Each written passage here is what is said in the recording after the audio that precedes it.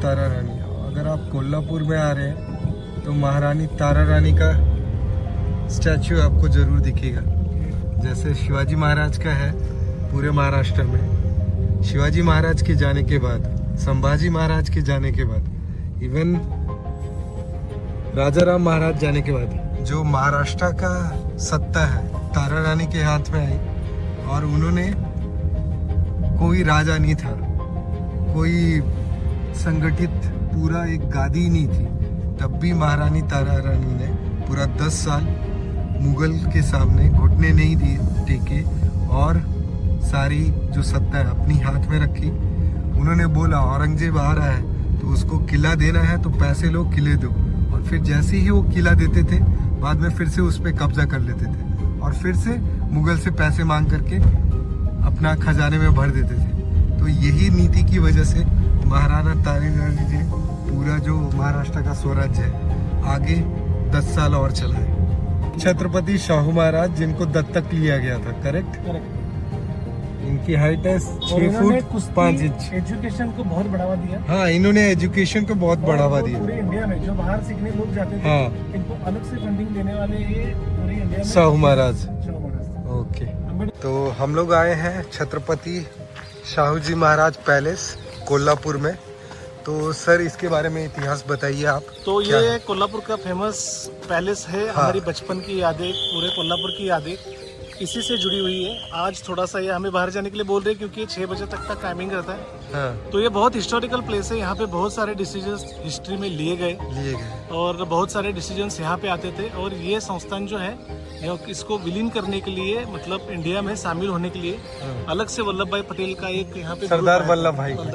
अच्छा, बट हमारा अलग करेंसी था, हमारा अलग क्या बोलते हैं, डिफेंस सिस्टम सब अलग था हमारा। अच्छा, तो ऐसा बहुत बड़ा हिस्ट्री है इसका। आप यूट्यूब भी करोगे तो बहुत सारी चीजें आपको समझ में आएगी। But this is a wonderful thing. Shahu Maharaj पहले, सेकंड या थर्ड? सेकंड है, जिन्होंने ब्रिटिश के अंदर भी फॉट किए, correct? As a princely state. Yes, वो अलग रहे। हाँ, सो अलग रहे। और ये अंदर हमने पैलेस देखा जो कि 1 पार्ट में ही म्यूजियम है। Yes, बाकी जो बाकी का 80% जो है अभी भी यहाँ पे 80% उनके फैमिली मेंबर्स रहते हैं।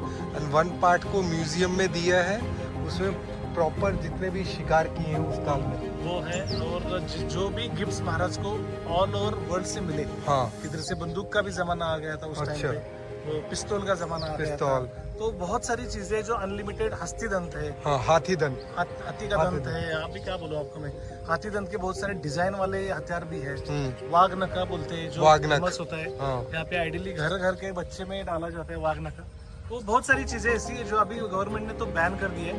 ऐसे एनिमल को, ऐसी चीजें अगर आप साथ में भी रखोगे तो आपके ऊपर केसेस चढ़ जाते हैं। बट इधर का जो आप बोल रहे हैं कि अमित भाई, कि इधर का जो ये पूरा एरिया है, ये पैलेस है, कितने एकड़ में होगा लगभग? ये लगभग देखो 550 एकड़ में होगा।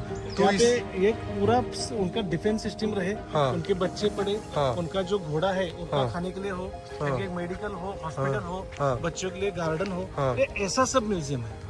और इधर मैंने ये देखा कि इतना बड़ा प्रॉपर लेक है। यहाँ पे आपको अफ्रीकन रेंडियर्स मिलेंगे।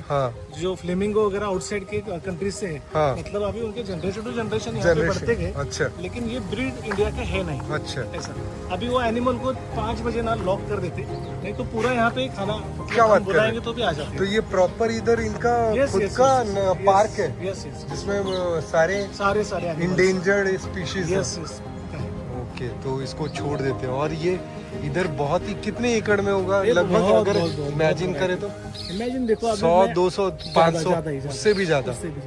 एक पहाड़ी है, एक पहाड़ी वहाँ से चालू हुआ है, ऊपर से जाके नीचे। हाँ, मोर बहुत सारे मोर है। तो ये अभी मोर भी दिख रहा है हमें, मतलब ये प्रॉपर यहाँ पे है। तो ऐसे ही बहुत विभिन्न शेकरू भी दिखेगा अपने को। दिखेगा, लेकिन अभी टाइम हो गया ना, वो मतलब वो बिग स्क्वायरल को इंडियन स्पीशीज को शेकरू बोलते हैं। अच्छा, लेकिन वो उसको दोपहर को आना। ये पैलेस भी दिख रहा है हमको यहाँ पे।